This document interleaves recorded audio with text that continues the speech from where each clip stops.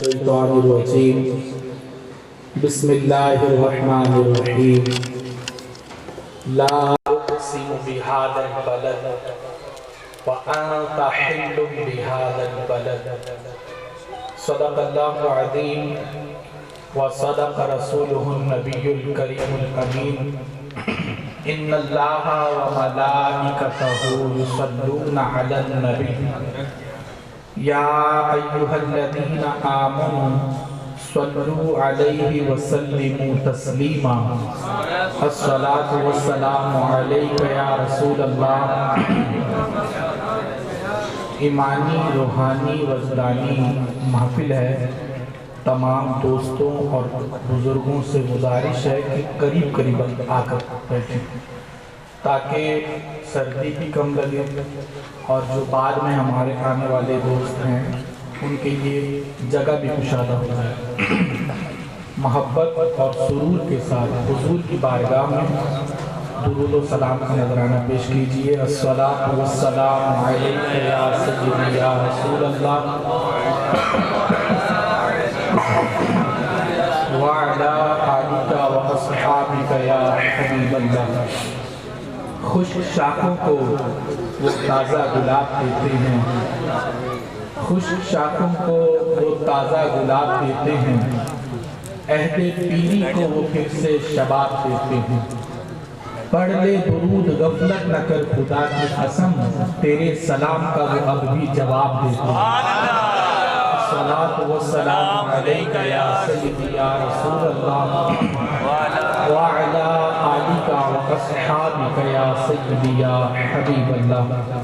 مولاي صلی وسلم دائما ابدا علی حبیبک خیر الخلق كلهم منزہ عن شریک فی محاسنہ فجوہر الحسن فیہ غیر منقسم.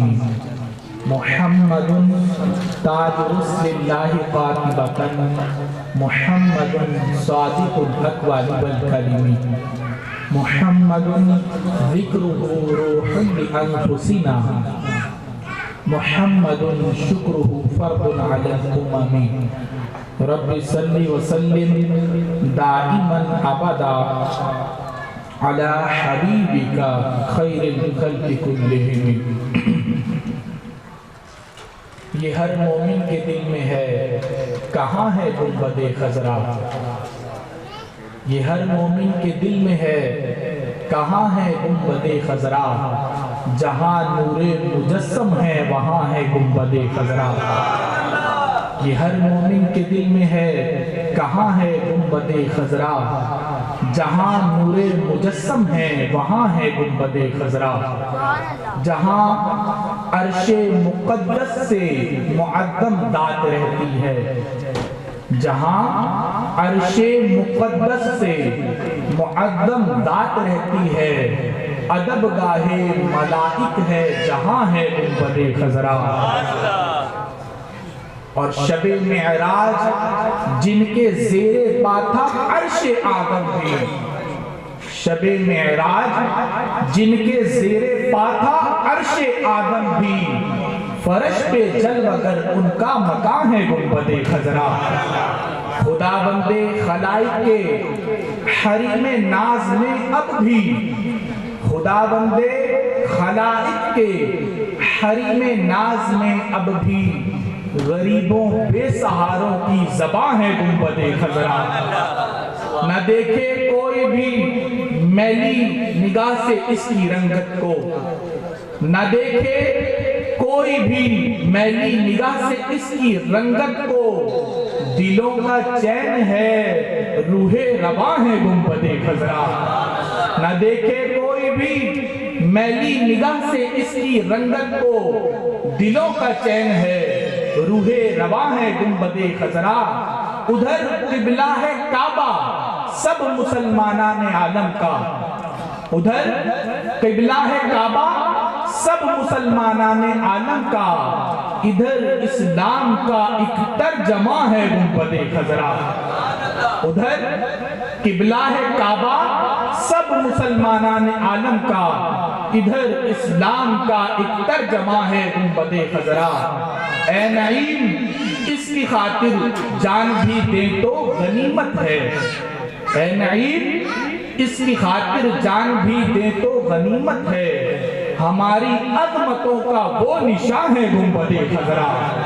اللہ تبارک و تعالی جل جلالہ وعم نوالہ واتم برہانہ وآدم شانہ وجل ذکرہ وعز اسمہ کی حمد و ثنا، اور حضور سرور کائنات، مفخر موجودات، زینت بزم کائنات، دستگیر جہاں غمگسار زمان، سید سربراہ حامی بے کساں، قائد المرسلین خاتم النبیین احمد مصطفیٰ جناب محمد مصطفیٰ صلی اللہ علیہ وآلہ واصحابہ وبارک وسلم کے دربار مہربان میں ہدیہ درود و سلام عرض کرنے کے بعد، معزز و محتشم سامعین حضرات، ارباب فکر و دانش، اصحاب محبت و مودت، رب ذوالجلال کے فضل اور اسی کی توفیق سے آج ہم سب کو اس عظیم الشان محفل میلاد مصطفیٰ بسلسلہ یاد مدینہ المنورہ میں شرکت کی سعادت حاصل ہو رہی ہے۔ میری دعا ہے کہ خالق کائنات جل جلالہ منتظمین کے انتظام کو اور شرکاء کی شرکت کو اپنے دربار میں قبول فرمائے، اور رب ذوالجلال شرکاء اجتماع کو قدم قدم پر لاکھوں ثواب عطا فرمائے۔ محتشم سامعین حضرات، آج کے اس پروگرام میں ہماری گفتگو کا موضوع ہے کعبہ اپنے کعبے کی جانب۔ میری دعا ہے کہ رب ذوالجلال ہمیں قرآن و سنت کا فہم عطا فرمائے اور اس کے ابلاغ و تبلیغ اور اس پر عمل کرنے کی توفیق عطا فرمائے۔ گفتگو کا آغاز عشاق کے سالار، بریلی کے تاجدار الشاہ امام احمد رضا خان فاضل بریلوی رحمہ اللہ تعالی کے نادیہ کلام سے کرتا ہوں کہ بریلی کے تاجدار فرماتے ہیں، حاجیو آؤ آؤ آؤ شہنشاہ کا روضہ دیکھو، کعبہ تو دیکھ چکے اب کعبے کا کعبہ دیکھو، ارے غور سے سن تو رضا کعبے سے آتی ہے صدا، میری آنکھوں سے میرے پیارے کا روضہ دیکھو۔ یہ آج کی ایمانی روحانی وجدانی جو محفل ہے، محفل میلاد، اور یاد ہے محبوب کے شہر مدینہ کی کہ جہاں اس شاکان رسول حضور کی بارگاہ میں اپنے سلام کا نذرانہ پیش کرنے جا رہے ہیں۔ میں انہیں دل کی اتھا گہرائیوں سے مبارکباد بھی پیش کرتا ہوں، اور ان کی بارگاہ میں گزارش بھی کروں گا کہ جس وقت دربار رسالت مآب صلی اللہ علیہ وسلم میں حاضری کی سعادت نصیب ہو تو اللہ کے محبوب علیہ السلام کی بارگاہ میں مجھ بندہ ناچیز کا نام لے کر حضور کی بارگاہ میں میرا سلام پیش کر دیجیے گا۔ یقیناً یہ بہت بڑی خوش نصیبی ہے ہماری کہ آج ان عاشقوں کی محفل میں موجود ہیں کہ جنہیں رب ذوالجلال نے یہ سعادت بخشی ہے کہ عنقریب یہ سفر مدینہ پر روانہ ہوں گے۔ رب ذوالجلال قرآن مجید فرقان حمید میں ارشاد فرماتا ہے، لا اقسم بهذا البلد وانت حل بهذا البلد۔ محبوب مجھے آپ کے اس شہر مکہ کی قسم، وانت حل بهذا البلد، کیونکہ محبوب آپ اس شہر مکہ میں تشریف فرما ہیں۔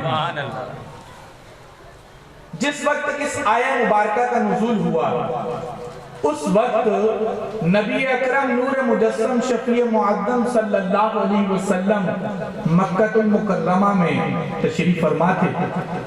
جبریل امین علیہ السلام آیات لے کر حاضر ہوتے ہیں اور خالق کائنات جل جلالہ کی جانب سے یہ پیغام دیتے ہیں کہ رب فرما رہا ہے، محبوب مجھے تمہارے اس شہر مکہ کی قسم کیونکہ محبوب آپ یہاں جلوگر ہو.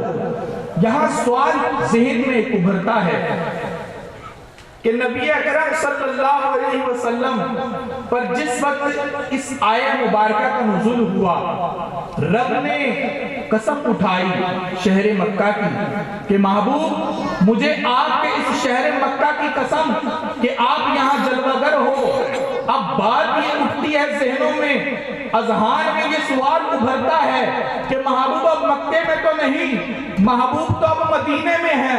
رب نے شہر مکہ کی قسم یاد فرمائی لیکن آقا تو مدینے میں جلوگر ہیں. تو آیا کہ مکہ افضل ہوا یا مدینہ افضل ہوا؟ ائمہ محدثین نے یہاں پر لکھا ہے کہ یہاں لا اقسم بہذا البلد کے اندر جو لفظ لا حرف قسم ہے، فرمایا یہ لا نافیہ ہے، اور جس وقت یہ نفی صحیح کے اوپر داخل ہوتا ہے تو ترجمہ یہ بنے گا کہ محبوب جس وقت آپ اس شہر مکہ میں موجود نہ ہوں گے میں اس شہر مکہ کی قسم نہ اٹھاؤں گا. وَأَنْتَ حِلٌّ بِهَذَا الْبَلَدِ، کیونکہ محبوب آپ اس شہر مکہ میں موجود ہیں. ہم نے اس بنیاد پر اس شہر مکہ کی قسم یاد فرمائی ہے. لیکن جب محبوب آپ ہجرت فرما کر مدینہ منورہ میں جلوگر ہوں گے، ہم اس شہر مدینہ کی قسم یاد فرمائیں گے.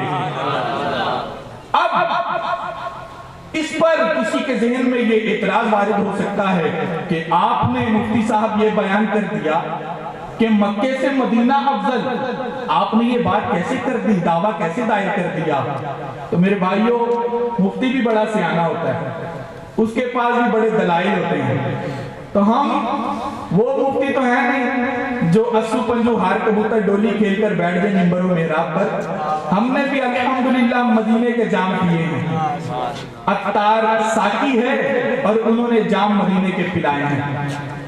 اب کسی کے ذہن میں اگر یہ سوال ابھرے کہ مفتی صاحب آپ یہ کہتے ہیں کہ مکے سے مدینہ افضل، آپ نے قرآن کی آیت دلیل میں پیش کر دی. اللہ فرماتا ہے لا اقسم بہذا البلد وانت حل بہذا البلد، محبوب مجھے تیرے شہر مکہ کی قسم کیونکہ تو اس میں جلوگر ہے. لیکن جب محبوب علیہ السلام مدینے گئے، مدینے کی قسم یاد کیوں نہیں فرمائی گئی؟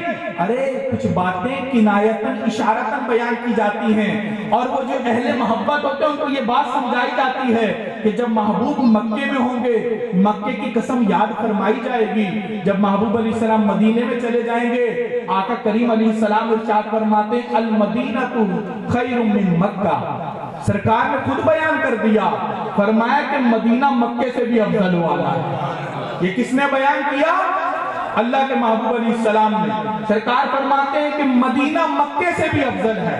ایک بزرگ تھے، ان سے کسی نے پوچھ لیا کہ آپ یہ کہتے ہیں کہ مکہ افضل ہے یا مدینہ افضل ہے، اس سلسلے میں کوئی دلیل تو دیجیے اور یہ بات سمجھائیں گے مسئلہ کہ مکہ افضل ہوگا یا مدینہ.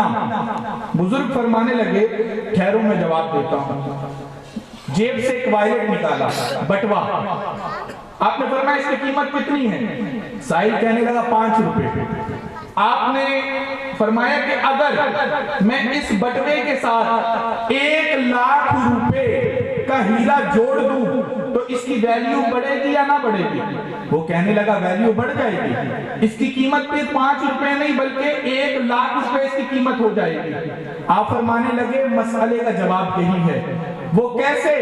کہ دیکھو جب محبوب علیہ السلام تھے مکے میں، رب نے فرمایا لا اقسم بہذا البلد، محبوب مجھے تیرے اس شہر مکہ کی قسم ہے، وانت حل بہذا البلد، کیونکہ سونیا تو اس شہر مکہ میں ابھی جلوگر ہے. لیکن جب محبوب علیہ السلام کا وجود ہجرت کر کے مدینہ المنورہ پہنچا تو اب قسم کا انداز بدل جائے گا، اسلوب چینج ہو جائے گا. وہ کیسے؟ کہ جب محبوب علیہ السلام تھے مکے میں تو مکے کی قسم یاد فرما کر اس کی فضیلت کو بیان کر دیا، اور جب محبوب علیہ السلام مدینے پہنچے ہیں تو مدینے کی عظمت کو دوبارہ کر دیا. فرمانے لگے کہ اصل جو میرٹ ہے، جو معیار ہے، وہ حضور کی ذات ہے. حضور علیہ السلام جہاں جلوگر ہوں گے اس زمین کی ویلیو بڑھ جائے گی.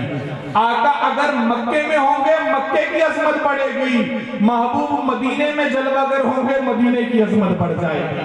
تو بریلی کے تاجدار کہتے ہیں حاجیوں آؤ آؤ شہنشاہ کا روضہ دیکھو، کعبہ تو دیکھ چکے اب کعبے کا کعبہ دیکھو، غور سے سن تو رضا کعبے سے آتی ہے صدا، میری آنکھوں سے میرے پیارے کا روضہ دیکھو۔ کہ رب ذوالجلال کے محبوب علیہ السلام کا وجود پاک اگر مکے میں ہو تو مکہ افضل ہوگا، مدینے میں ہو تو مدینہ افضل ہوگا۔ اب اس کے بعد دوسرا سوال ذہنوں میں یہ ابھرتا ہے کہ جب شہر کی بات تھی تو حضور کا وجود جہاں ہوگا وہ شہر افضل، آگے بات یہ آتی ہے کہ آیا کہ کعبہ افضل ہے یا تربت انور افضل ہے؟ یعنی کہ ہم یہاں کیا بیان کریں کہ رب ذوالجلال کا جو گھر زمین پر ہے، جو قبلہ ہے مسلمانان عالم کا، اس کی ویلیو زیادہ ہے، اس کا مرتبہ زیادہ ہے، یا جو نبی اکرم صلی اللہ علیہ وسلم کا روضہ پاک ہے اس کا مرتبہ بلند و بالا ہے؟ تو محدثین کرام یہاں فرماتے ہیں کہ لِأَنَّ الْبُقْعَةَ الَّتِي ضَمَّتْ أَعْدَاؤُهُ الشَّرِيفَةُ أَفْضَلُ مِنَ الْكَعْبَةِ۔ محدثین فرماتے ہیں کہ جو نبی اکرم صلی اللہ علیہ وسلم کا وجود پاک جس زمین کو مس کر رہا ہے، فرماتے ہیں کہ یہ کعبے سے بھی افضل ہے۔ فرماتے ہیں کلھا، یہ ساری زمین اس سے افضل وہ جگہ ہے، فرمائے کہ جہاں محبوب علیہ السلام کا وجود پاک موجود ہے۔ اب یہ دیکھیں کہ جس وقت محدثین یہ بیان کرتے ہیں کہ کعبے سے مدینہ افضل، تو اب یہاں پر بھی لوگوں کے ذہن میں سوال اٹھے گا کہ دیکھیں تو صحیح، پہلے یہ کہا مفتی صاحب بیان کرتے ہیں کہ جی مکے سے مدینہ افضل، اس پر تو دلیل دے چکے، اب بات آئی ہے کعبہ اور روضہ رسول علیہ السلام کی، اس پر دلیل کیا ہے؟ تو اس شاہ کے سالار بریلی کے تاجدار الشاہ امام احمد رضا خان فاضل بریلوی رحمہ اللہ تعالی آپ فرماتے ہیں کہ دیکھو، آپ اگر اس مسئلے کو سمجھنا چاہتے ہو تو یوں سمجھو کہ کعبہ بھی دلہن ہے اور تربت رسول علیہ السلام بھی ایک دلہن ہے۔ آپ فرماتے کعبہ بھی حسن و جمال میں بے مثل و بے مثال ہے، مدینہ منورہ میں نبی اکرم صلی اللہ علیہ وسلم کا جو روضہ مبارکہ ہے وہ بھی بے مثل و مثال ہے، اس کا بھی بہت بڑا وصف و کمال ہے۔ اب یہ دیکھنا ہے کہ اس میں ویلیو کس کی بڑی ہے؟ تو بریلی کے تاجدار کہنے لگے جو پی کے پاس ہے وہ سہاگن کمر کی ہے۔ دلہن تو دونوں، لیکن یہ دیکھا جائے کہ دلہا کہاں موجود ہے۔ جب ہم نے دیکھا تو دلہا مدینہ المنورہ میں زیر گنبد سایہ روضہ رسول علیہ السلام میں پاک محبوب علیہ السلام کی ذات موجود ہے۔ تو بریلی کے تاجدار کہتے ہیں مسئلے کی سمجھ یوں آئے گی کہ جو پی کے پاس ہے وہ سہاگن کور کی ہے، جہاں دلہا موجود ہوگا اس دلہن کی ویلیو بڑھ جائے گی۔ یہ پاک محبوب علیہ السلام کہ روضہ پاک کی شان ہے کہ کعبہ اس کی عظمت اپنی جگہ، میرے بھائیوں کعبے کی زیارت کرنا یہ بہت بڑی سعادت کی بات ہے، لیکن کعبے کا انداز قیامت کے دن کیا ہوگا؟ علماء نے اس بات کو لکھا، شرف مصطفیٰ صلی اللہ علیہ وسلم کتاب کے اندر علامہ صفوری اس حدیث شریف کو کوٹ کرتے ہیں۔ وہ حدیث شریف کیا ہے؟ جب قیامت بپا ہوگا، قیامت قائم ہوگی، تو پھر ان الکعبۃ تستأذن ربہا فی زیارت قبر المصطفیٰ۔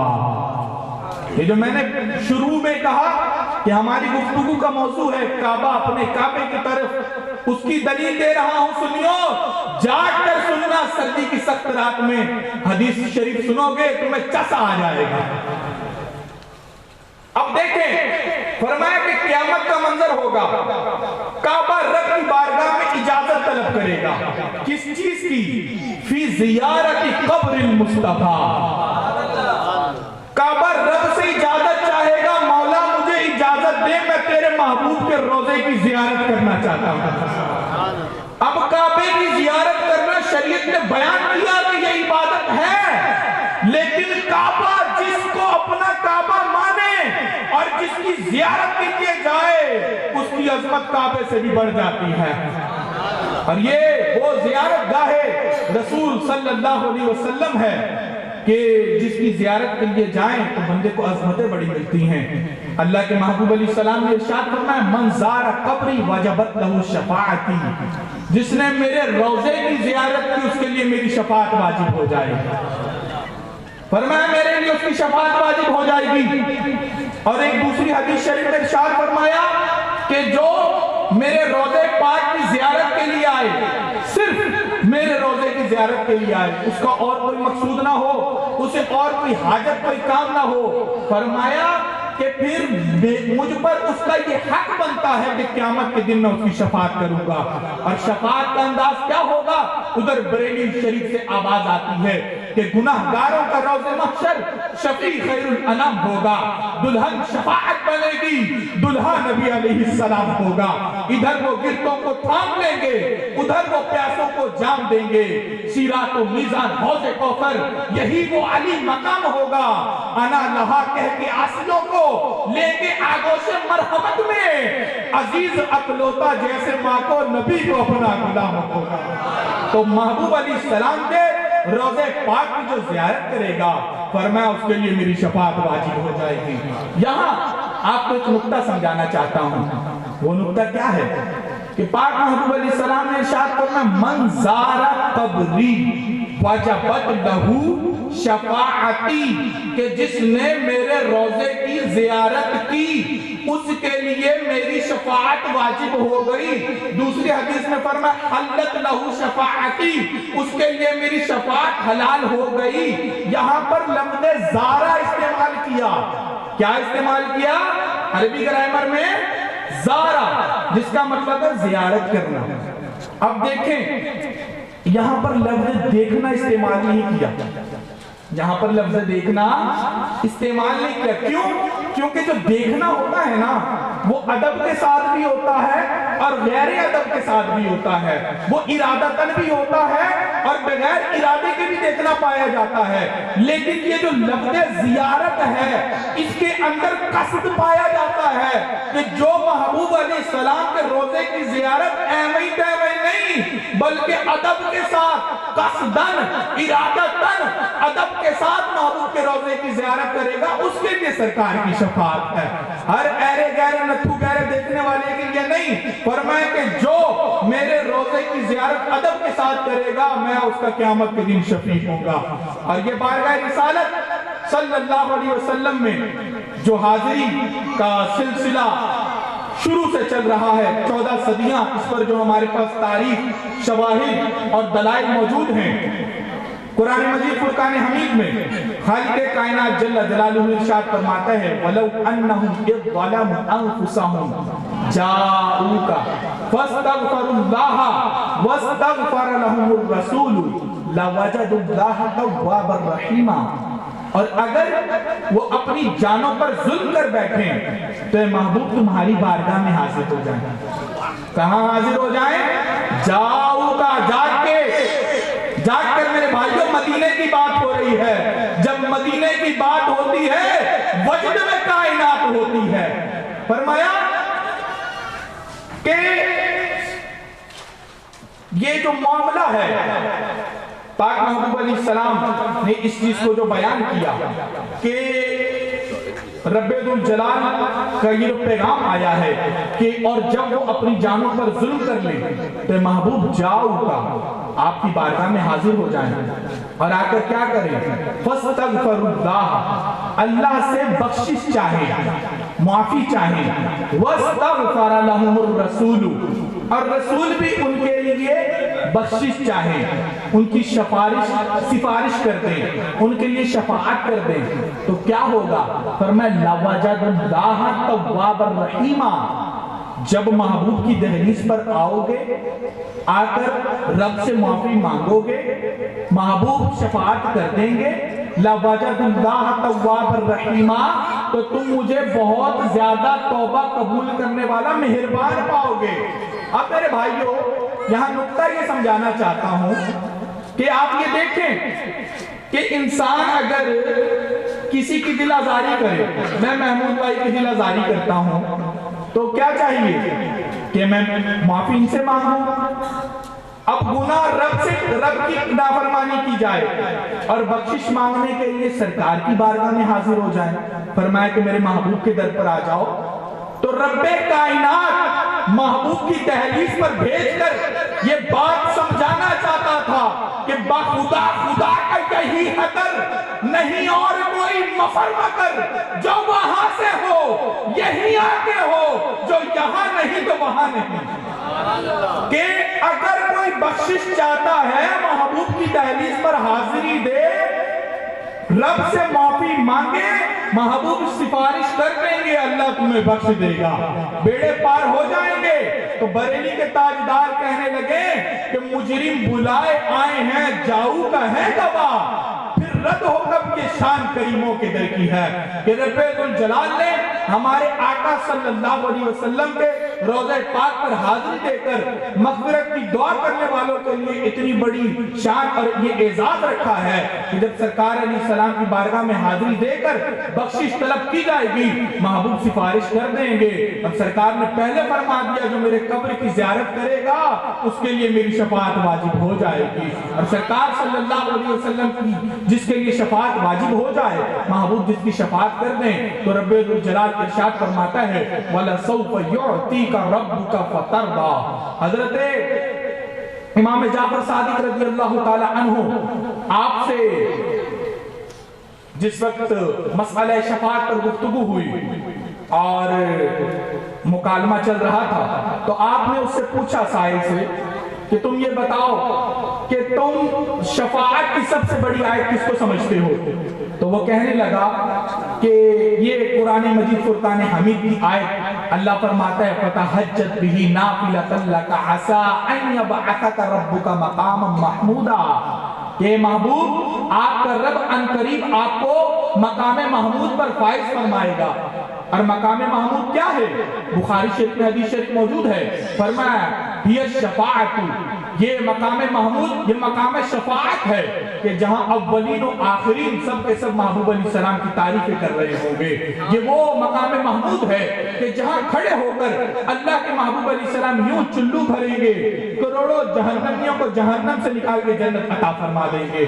حضرت امام جعفر صادق رضی اللہ تعالیٰ عنہ فرمانے لگے کہ تم اسے شفاعت کی سب سے بڑی آیت دلیل سمجھتے ہو، لیکن ہم اہل بیت نبی صلی اللہ علیہ وسلم رضی اللہ تعالی عنہم قرآن مجید کی یہ آیت مبارکہ وَلَسَوْفَ يُعْتِيكَ رَبُّكَ فَتَرْضَىٰ، کہ محبوب آپ کا رب عنقریب آپ کو اتنا نوازے گا، اتنا دیتا چلا جائے گا کہ آپ راضی ہو جائیں گے۔ فرمایا ہم اہل بیت نبی اس آیت مبارکہ کو شفاعت کی سب سے بڑی آیت سمجھتے ہیں، اور اس آیت مبارکہ کے تحت یہ تفاسیر کی کتب میں لکھا ہے کہ اللہ کے محبوب علیہ السلام نے ارشاد فرمایا کہ میں اس وقت تک راضی نہیں ہوں گا جب تک میرا ایک امتی بھی دوزخ میں ہوگا۔ اب یہ محبوب علیہ السلام کی شفاعت ہوگی کہ جب کوئی محبوب کی دہلیز پر حاضری دے گا، رب سے مغفرت طلب کرے گا، سرکار شفاعت کر دیں گے تو رب ذوالجلال بخش بھی دے گا اور اعزاز اور اکرام سے نواز بھی دے گا۔ اب میرے بھائیوں، یہ جو بارگاہ رسالت میں آپ صلی اللہ علیہ وسلم میں حاضری ہے اور زیارت کا سلسلہ ہے، شروع سے امت مسلمہ کا اس پر تسلسل رہا ہے اور انداز کیا رہا ہے؟ اسی آیہ مبارکہ وَلَوْ أَنَّهُمْ إِذْ ظَلَمُوا أَنفُسَهُمْ جَاءُوكَ کے تحت تفسیر ابن کثیر کے اندر یہ روایت موجود ہے کہ جس وقت نبی اکرم صلی اللہ علیہ وسلم کا وصال مبارک ہو گیا، اللہ کے محبوب علیہ السلام ظاہری پردہ فرما چکے، تو حضرت ابو حرب ہلالی آپ روایت کرتے ہیں کہ میں نبی اکرم صلی اللہ علیہ وسلم کے روضہ پاک پہ حاضر تھا، بیٹھا تھا، ایک عرابی آ گیا، وہ عرابی آیا، اس نے آ کر جو ہے وہ اپنی اونٹ باندھی اور اونٹ کو باندھ کر وہ پاک محبوب علیہ السلام کے روضہ پاک پہ حاضر ہو گیا، آ کر اپنے سر پر گرد وہ جو مٹی ہے اسے ڈالتا ہے اور یہ صدا دیتا ہے یا رسول اللہ صلی اللہ علیہ وسلم، ہم نے آپ سے آپ کے رب کا کلام سنا ہے، آپ نے اپنے نے رب کا پیغام دیا ہے کہ جب اپنی جانوں پہ ظلم کر بیٹھو تو اپنے محبوب کی بارگاہ میں حاضر ہو کر اللہ کے محبوب کی بارگاہ میں حاضر ہو جاؤ اور رب سے مغفرت طلب کرو. سرکار شفاعت کر دیں تو تم مجھے توبہ قبول کرنے والا مہربان پاؤ گے.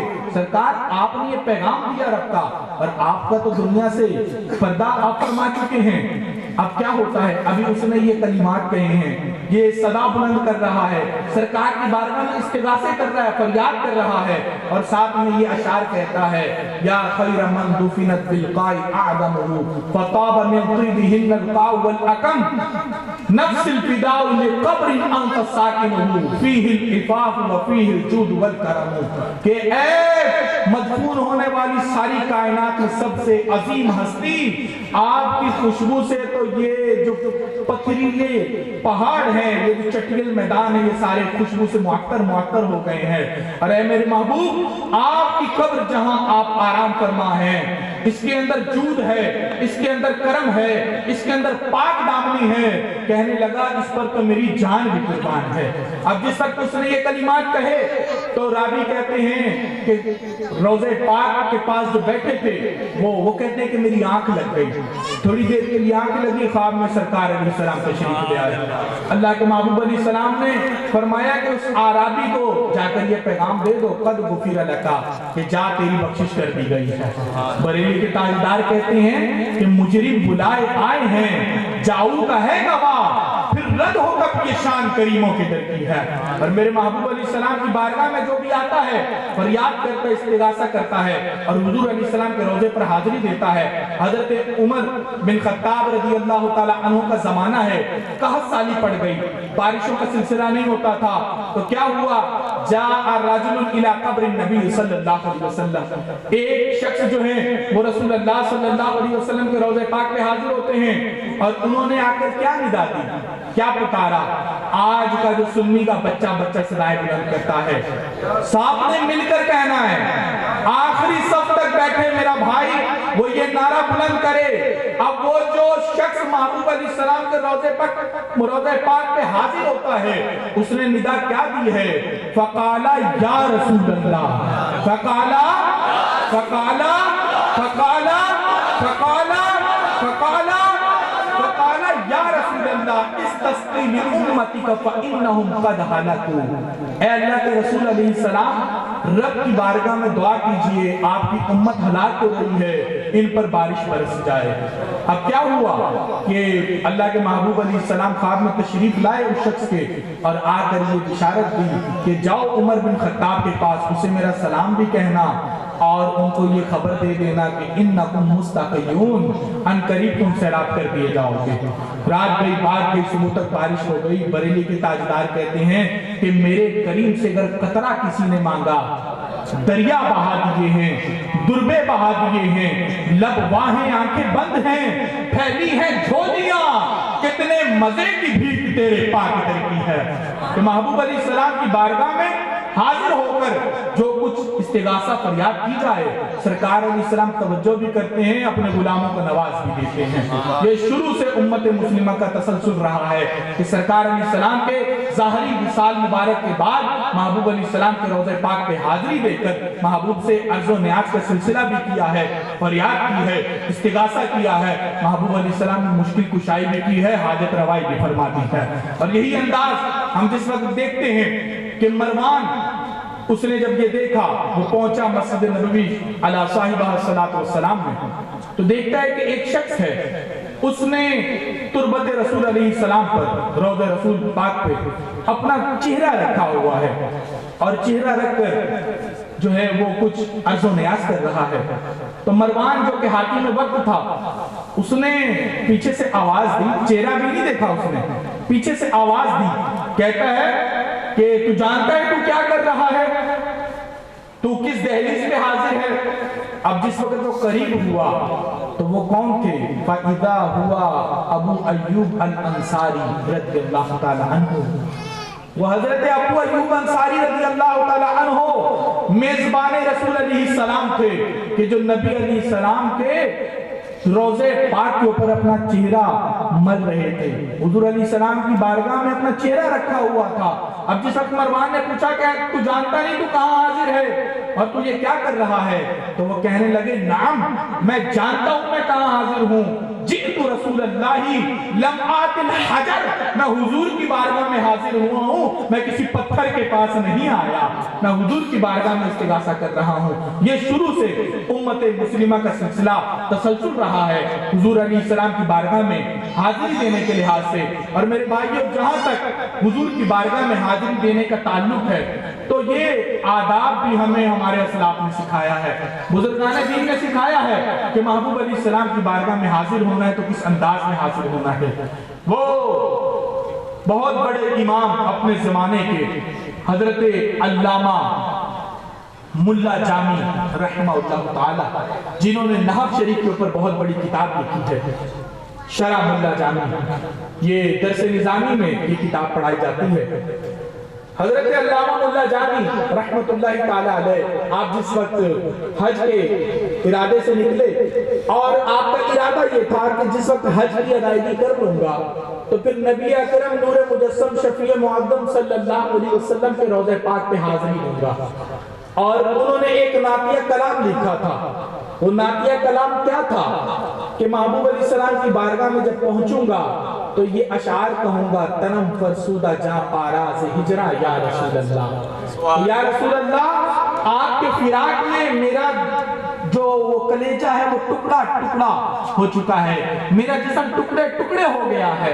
یہ کلام انہوں نے لکھا اور سفر حج کے لیے روانہ ہو گئے۔ اب جب حج کی ادائیگی کر کے، کیونکہ کعبۃ اللہ شریف سے مکہ شریف سے مدینہ شریف تقریباً 320 کلومیٹر کی مسافت پہ ہے، آپ مدینہ شریف روضہ رسول علیہ السلام پر حاضری دینے کے ارادے سے چلتے ہیں، حاکم وقت ہے، اس کے خواب میں، امیر مکہ کے خواب میں اللہ کے محبوب علیہ السلام تشریف لے آتے ہیں۔ اللہ کے محبوب علیہ السلام نے ارشاد فرمایا کہ اے امیر مکہ، فلاں فلاں اوصاف کا حامل شخص وہ میرے روضے پہ حاضری دینے آ رہا ہے، اسے روک دیا جائے۔ امیر مکہ نے جب حضور علیہ السلام کو یہ پیغام سنا، آرڈر سنا، تو اپنے سپاہیوں کو پیچھے دوڑا دیا کہ ان اوصاف سے متصف جو بھی شخص ملے اسے روک دینا۔ حضرت ملا جامی آپ چلتے ہیں، آپ کو روک دیا جاتا ہے۔ جو سپاہی تھے انہوں نے آپ کو روک دیا کہ آپ آگے نہیں بڑھ سکتے۔ اب اللہ کے رسول علیہ السلام کا آرڈر ہے اور امیر مکہ اس پہ عمل کروا رہے ہیں۔ اب کیا ہوتا ہے کہ ان کے دل میں تو محبوب علیہ السلام کے روضے پہ حاضری دینے کی طلب ہے کہ اصل مراد حاضری اس پاک دل کی ہے کہ اس کے طفیل حج بھی خدا نے کرا دیے، اصل مراد حاضری اس پاک دل کی ہے۔ اب کیا ہوا کہ جس وقت آپ کو روک دیا گیا تو قافلہ جا رہا تھا، قافلے والوں کے پاس ایک صندوق تھا، بس آپ اس کے اندر چھپ گئے۔ مزید آگے قافلہ چلا، پھر سرکار علیہ السلام خواب میں تشریف لے آئے امیر مکہ کے اور کہا کہ فلاں فلاں اوصاف کا شخص آ رہا ہے، اس کو روک دیا جائے۔ دوبارہ آپ کو روک دیا گیا، پھر دوبارہ آپ نے کوشش کی۔ اس کے بعد حضرت ملا جامی آپ جو بھیڑ کا وہ جو ایک تھا ان کا انبو تھا، کثرت تھی اور وہ ان کا قافلہ جا رہا تھا، آپ نے بھیڑ کی جو کھال تھی اسے اپنے اوپر وہ لبادہ اڑ دیا اور بھیڑ کے ساتھ سفر مدینہ کی طرف روانہ ہو گئے۔ دوبارہ اللہ کے محبوب علیہ السلام خواب میں تشریف لائے اور امیر مکہ سے کہا کہ ملا جامی آ رہا ہے، اس کو روک دیا جائے۔ اب جب سرکار نے دوبارہ حکم ارشاد فرمایا، امیر مکہ نے سپاہیوں کو کہا کہ سختی کے ساتھ اس کے ساتھ نپٹا جائے۔ پکڑا سپاہیوں نے اور آپ کو قید خانے میں بند کر دیا۔ جب قید خانے میں بند کر دیا، اللہ کے محبوب علیہ السلام دوبارہ خواب میں تشریف لے آئے۔ امیر مکہ کو آگے فرمانے لگے کہ امیر مکہ، ملا جامی، وہ جو ملا جامی ہے وہ میرا عاشق ہے، کوئی مجرم نہیں ہے۔ ماجرا کیا ہے؟ سرکار فرمانے لگے کہ اے امیر مکہ، اس ملا جامی نے ایک نعتیہ کلام لکھا ہے اور وہ یہ چاہتا ہے کہ وہ میرے روضہ پاک پر حاضر ہو کر وہ کلام پڑھے، تو اگر وہ روضہ پاک پہ حاضر ہو گیا، اس نے یہ اشعار پڑھ دیے، تنم فرسودہ جاں پارا زِ ہجرہ یا رسول اللہ، کہ اللہ کے محبوب آپ کی ہجرت میں، آپ کے فراق میں میرا جسم ٹکڑے ٹکڑے ہو گیا ہے، سرکار میری شفاعت کر دیجئے۔ اللہ کے محبوب علیہ السلام فرمانے لگے اگر ملا جامی آ گیا نا تو پھر مجھے قبر سے نکل کر اس سے مصافحہ کرنا پڑ جائے گا، اس لیے میں نے منع کر دیا ہے۔ آج میرے بھائیوں لوگ جاتے ہیں روضہ رسول علیہ السلام پر حاضری دیتے ہیں، کوئی سیلفی لے رہا ہے، کوئی گپوں شپوں میں لگا ہوا ہے، کوئی جناب موبائل میں لگا ہے، کوئی کچھ کر رہا ہے، کوئی کچھ کر رہا ہے۔ ہمارے اسلاف نے یہ بتا دیا کہ محبوب علیہ السلام کی بارگاہ میں جانا ہے تو انداز ایسا ہونا چاہیے، سرکار کی بارگاہ میں سرکار کے روضے پر نور پر اگر حاضری دینی ہے کیفیت ایسی ہو کہ ایمان مچل جائے، روح مچل جائے۔ اللہ کے محبوب علیہ السلام کرم فرمائیں اور فرمائیں آ جا میرا ملا جامی، میں تجھے اپنی زیارت سے نواز دیتا ہوں۔ یہی انداز ہم دیکھتے ہیں۔ میرا رنگ بھی نہیں، میرا روپ بھی نہیں، مینو یار منان دا ڈھنگ بھی نہیں، میرا عشق بھی رومی ورگ نہیں، میرے جامع ورگی ٹور نہیں۔ میں یہ شعر اس لیے پڑھا نہیں بھائی کو ایک لفظ بولنے لگا ہوں جو آپ لوگوں کو اصلاح کر دیں۔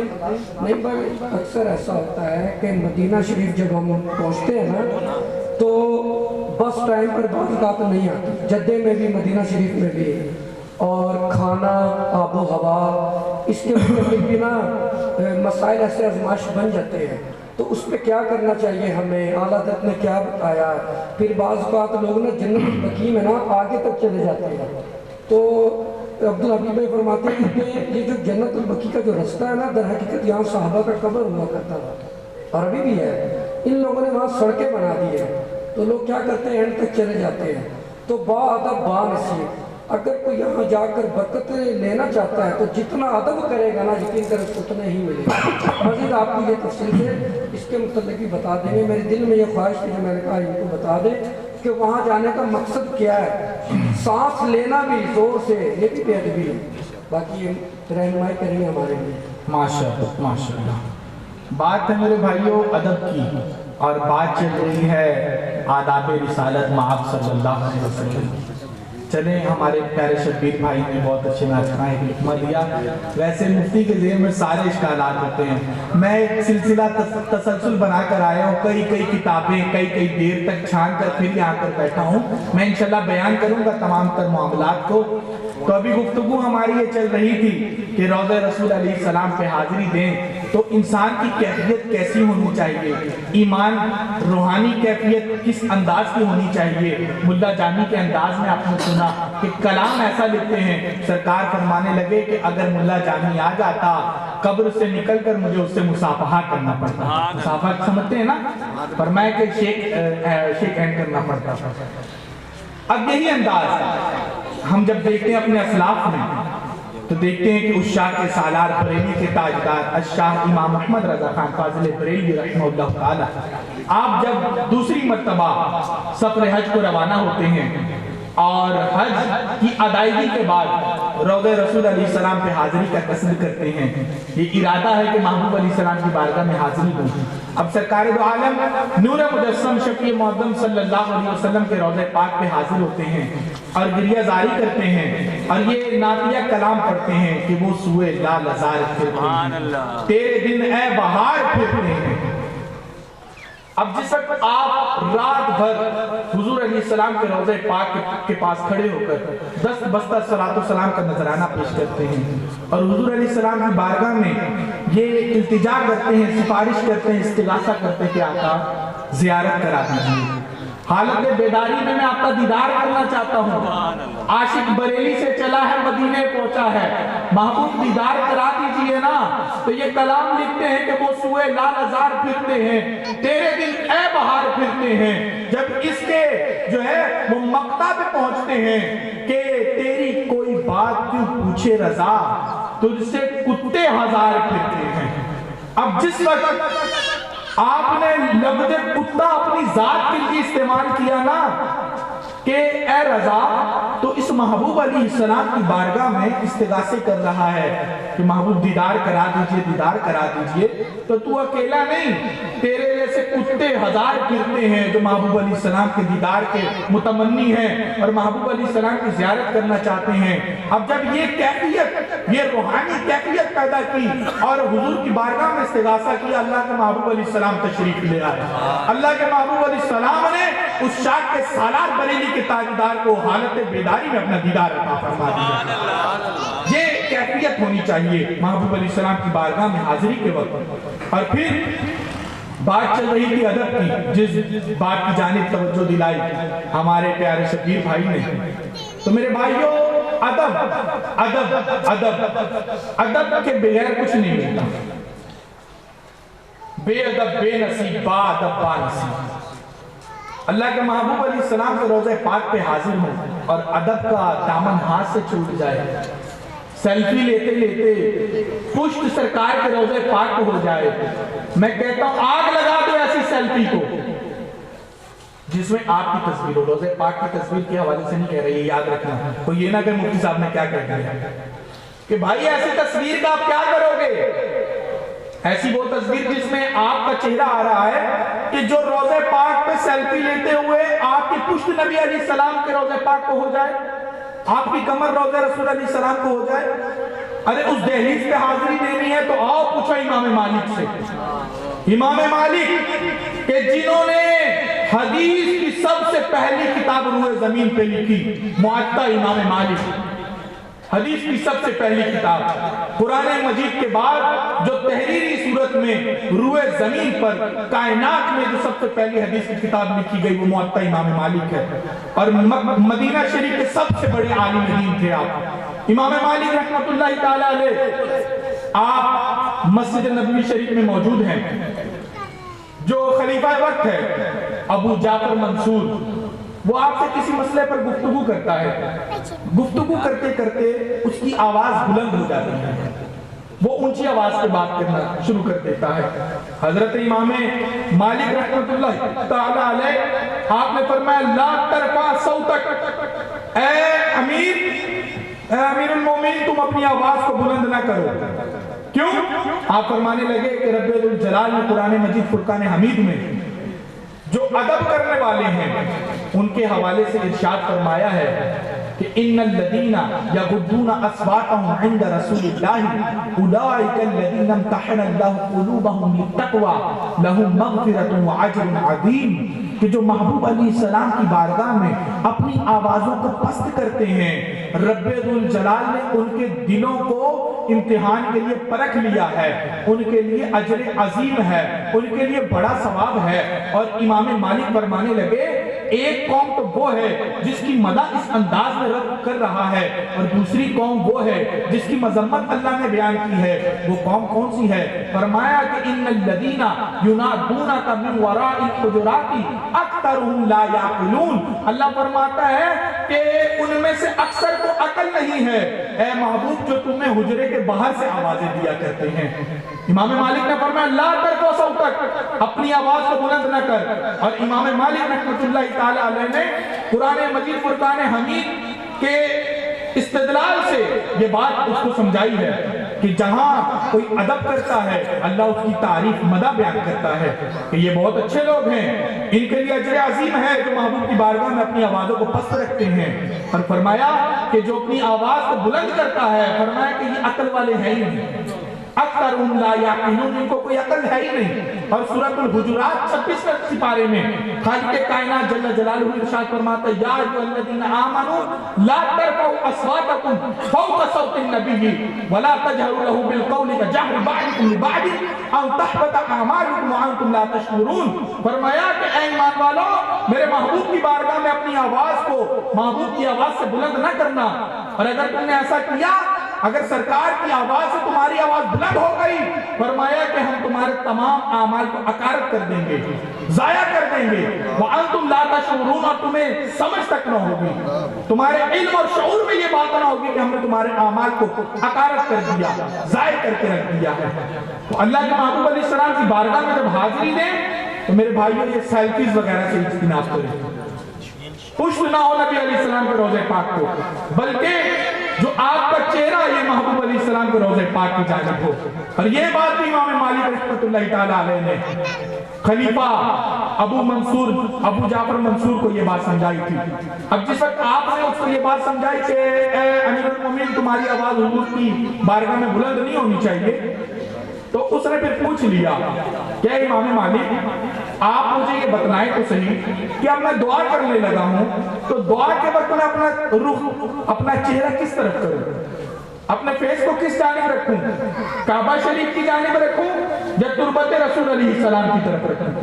امام مالک رحمۃ اللہ تعالیٰ علیہ فرمانے لگے کہ اے امیر المومنین، اے ابو جعفر منصور، تو اس محبوب علیہ السلام کی جانب اپنا چہرہ پھیر لے کہ جو محبوب علیہ السلام قیامت کے دن تیرے بھی شفیع ہیں اور تیرے جد امجد حضرت آدم علیہ السلام کے بھی شفیع ہیں، ان کے لیے بھی وسیلہ ہیں، ان کی طرف اپنا چہرہ پھیر لے۔ اب کیا ہوتا ہے کہ جس وقت آپ نے اس کو ترغیب دی ہے، اس نے چہرہ جو ہے پاک محبوب علیہ السلام کے روضہ پاک کی جانب کر لیا ہے، اور قرآن مجید فرقان حمید کی یہ آیہ مبارکہ آپ نے حوالے کے طور پر بیان کر دی، وَلَوْ أَنَّهُمْ إِذْ ظَلَمُوا أَنفُسَهُمْ جَاءُوكَ فَاسْتَغْفَرُوا اللَّهَ وَاسْتَغْفَرَ لَهُمُ الرَّسُولُ لَوَجَدُوا اللَّهَ تَوَّابًا رَحِيمًا، کہ جب محبوب علیہ السلام کی بارگاہ میں تم ظلم کر کے آ جاؤ گے، مغفرت طلب کرو گے، حضور شفاعت کر دیں گے، تمہیں اللہ بخش بھی دے گا، اجر عظیم بھی عطا فرما دے گا۔ تو یہ میرے بھائیوں، پاک محبوب علیہ السلام کے روضہ پاک پہ جس وقت حاضری دیں تو 10 بستہ صلاۃ و سلام کا جہاں نذرانہ پیش کریں تو چہرہ ادھر ادھر نہیں ہونا چاہیے۔ وہاں لوگ کہتے ہیں کہ اے اپنا چہرہ جو ہے وہ یہاں سے روضہ پاک سے موڑ لو، کعبے کی طرف کر لو۔ میرے بھائیوں، کعبے کی عظمتیں ہمارے نزدیک مسلمہ ہیں، کعبہ بہت عظیم ہے، ہمارا قبلہ ہے، ہم اس کی طرف رک کر کے نماز پڑھتے ہیں، لیکن پاک محبوب علیہ السلام کا روضہ وہ روضہ ہے کہ کعبہ بھی اپنے کعبے کی طرف قیامت والے دن حاضر ہوگا اور رب ذوالجلال کی بارگاہ میں عرض کرے گا میرے مالک مجھے اجازت دے، میں تیرے محبوب کے روضے کی زیارت کرنا چاہتا ہوں۔ تو کیا ہوگا؟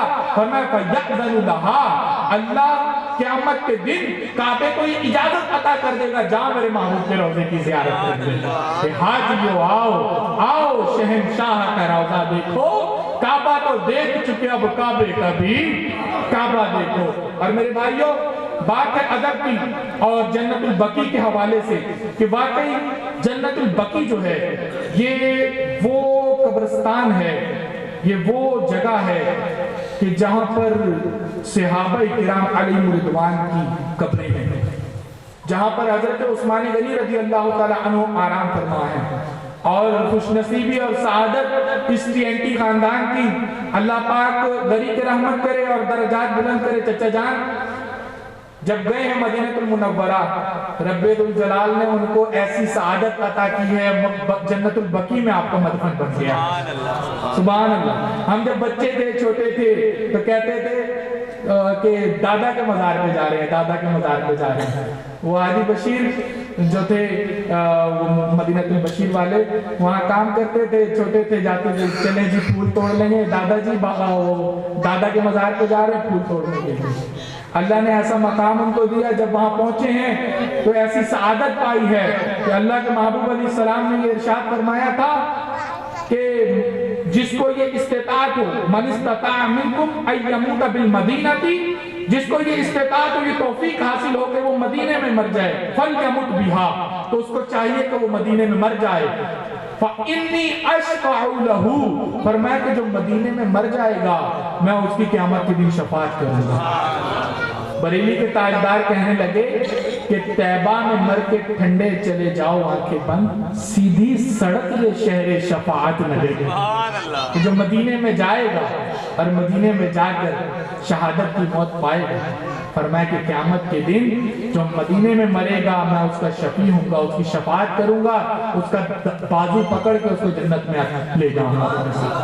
یہ بڑی سعادت کی بات ہے چچا جان کے لیے کہ اللہ پاک نے ان کو جنت البقیع میں جو ہے وہ ان کی تدفین ہوئی، ان کو یہ سعادت بخشی ہے۔ اور رہا معاملہ یہ کہ جنت البقیع کے حوالے سے جو شبیر بھائی بھی بتا رہے تھے کہ ہمارے دعوت اسلامی کے ترجمان حاجی عبدالحبیب اتاری صاحب انہوں نے یہ بیان کیا کہ جنت البقیع میں جس وقت آپ حاضری دیں تو کیا کریں کہ جنت البقیع میں تو صحابہ کی قبریں تھیں اور نجدی حکومت کا جس وقت تسلط ہوا تو انہوں نے وہاں بلڈوزر پھیر دیے معاذ اللہ. جو صحابہ کی قبریں تھیں آپ تصاویر میں دیکھتے ہوں گے, نیٹ پر آپ سرچ کریں تصاویر موجود ہیں جنت البقیع کی, اور کئی بھائی ایسے ہیں جنہوں نے تصاویر دیکھی بھی ہوں گی کہ انہوں نے بلڈوزر پھیر دیے اور اب وہاں نشانی کے طور پر وہاں قبروں پر ایک ایک پتھر وہاں پر رکھ دیے گئے ہیں جس سے یہ پتہ چلے یہ قبر ہے. اور کئی قبریں ایسی ہیں کہ جن قبروں کے اوپر انہوں نے راستے بنا دیے ہیں, سڑک بنا دی ہے. تو اسی لیے میرے بھائیوں جنت البقیع کے اندر آگے تک جانے کی کوشش نہ کی جائے.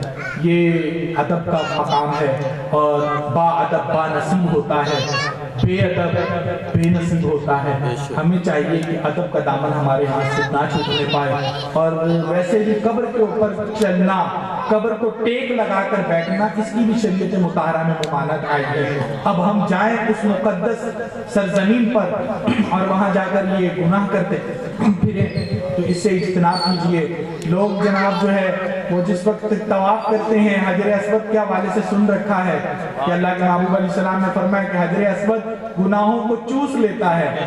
اب وہ کیا کرتے ہیں, عورتیں بھی ہوتی ہیں مرد بھی ہوتے ہیں, وہ ایک دوسرے کو ٹھٹے مارتے مارتے مارتے مارتے وہ ادھر پہنچتے ہیں. میرے بھائیوں یہ بات یاد رکھیے گا کہ کعبہ اس کی بڑی شان ہے, بڑا مقام ہے, لیکن اللہ کے محبوب علیہ السلام نے فرمایا کہ کعبہ بندہ مومن کی تجھ سے بھی بڑی شان ہے. بندہ مومن کی بڑی عظمت ہے, یہ یاد رکھیے گا. ایک سادہ مسلمان, کوئی عالم نہیں, کوئی مفتی نہیں, کوئی محدث نہیں, کوئی مفکر نہیں. آپ کہیں گے کہ جی مفتی صاحب صرف اپنے کیٹیگری کے لوگوں کی باتیں کر رہے ہیں کہ ہمیں بس پروٹوکول عزت دو. نہیں, میں بتانا چاہتا ہوں میرے بھائیوں, جس نے سرکار کا کلمہ پڑھا ہے نا, آپ ایک سادہ سے مسلمان ہیں, عالم مفتی مفکر محدث نہیں ہیں, آپ کی بھی بڑی شان ہے, بڑی ویلیو ہے. فرمایا اے کعبہ تجھ سے بڑھ کر جو ہے بندہ مومن کی شان ہے. اب ہم وہاں اللہ کے گھر میں پہنچ کر یوں ایک دوسرے کو ٹھک ٹھک ٹھک ٹھک ٹھٹے ٹھٹے مارتے ہوئے پہنچ جائیں وہاں پر کہیں لو جی گناہ کی سوال نہیں ہم نے. تو میرے بھائیوں استعلام کی بھی شریعت مطہرہ میں حقیقت موجود ہے کہ اگر کسی کو یہ توفیق مل جائے کہ وہ بآسانی کسی کو مسلمان کو ٹھوکر لگاتے ہوئے نہ جائے, اس کے بغیر اگر پہنچ جائے تو وہ حجر اسود کو بوسہ دے, بہت بڑی سعادت ہے, بہت بڑا مقام اور درجہ ہے. لیکن اگر رش ہو, جمع غفیر ہو جائے لوگوں کا, تو کیا کرے, دور سے استعلام کر لے, دور سے یوں استعلام کرے گا, بوسہ دے گا, اس کو بھی یہ فضیلت مل جائے گی. کیوں؟ کیونکہ اس نے اللہ کے محبوب علیہ السلام کے امتی کی تکریم کی ہے, اس کو عزت دی ہے.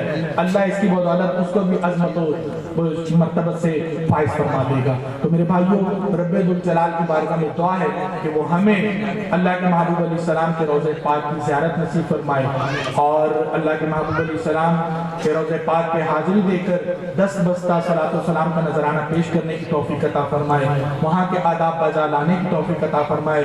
میں اپنی گفتگو کے اختتام پر ایک مرتبہ پھر اپنے بھائیوں کو دل کی عطا گہرائیوں سے مبارکباد پیش کرتا ہوں کہ یہ سفر مدینہ کے مسافر بن رہے ہیں. آخر میں میں مفتی ہوں لیکن نعت خواہ بھی میں بننا چاہ رہا ہوں. میں چاہتا ہوں آپ تمام احباب, کیونکہ محمود بھائی کے گھر میں میرے رشتہ دار بھی ہیں, اہل محبت بھی ہیں اور ان کے ایک پیار ہے, میں چاہتا ہوں آخر میں بھی آج نعت شریف پڑھوں. تو میرے بھائیوں آپ تمام سے گزارش ہے سارے میرے ساتھ مل کر پڑھیں. مدینے سے یوں ہی نہیں میری الفت, مدینے سے یوں ہی نہیں میرے آقا کا روضہ مدینے میں ہے, میرے آقا کا روضہ مدینے میں ہے. میں مدینے کی جانب کیسے سیکھوں, میرا نور دنیا مدینے میں ہے. عرش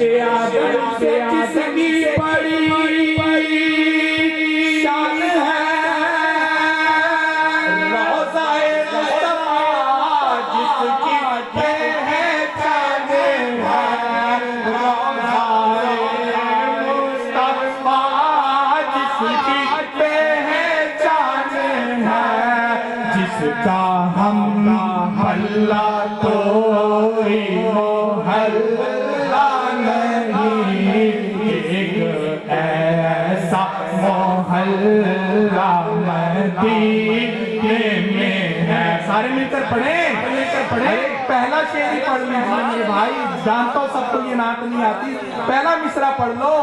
मेरी उल्फत मदीने से यूं ही नहीं, मेरे आका का रोज़ा मदीने में है। दीने की जानिब ना कैसे सींचूं मेरा दीनार दुनिया मदीने में है। मुझे मौत का कोई खतरा न हो, मौत क्या जिंदगी की भी परवाह न हो, मौत क्या जिंदगी की भी परवाह न हो। काश सरकार एक बार मुझसे कहे, अब तेरा जीना मरना मदीने में है। मेरी उल्फत मदीने से यूं ही नहीं, मेरे आका का रोज़ा मदीना में से कह देना गम के मारे सलाम कहते हैं, याद करते हैं आका शाम ओ सहर, दिल हमारे सलाम कहते हैं। अल्लाह अल्लाह हुज़ूर की बातें, मरहबा रंगो नूर की बातें। अल्लाह अल्लाह हुज़ूर की बातें, मरहबा रंगो नूर की बातें। चाँद चाँद की बनाने का है, चाँद चाँद की बनाने का है, सारे सलाम कहते हैं। सफा मुस्तफा से कहते ना, गम के मारे सलाम कहते हैं। साइरे तैबा तो मदीने में, प्यारे आका से इतना कहते ना। साइरे तैबा तो मदीने में, प्यारे आका से इतना कह देना। आपके गिरदार को आका, आपके गिरदार को आका, चंद तारे सलाम कहते हैं। सफा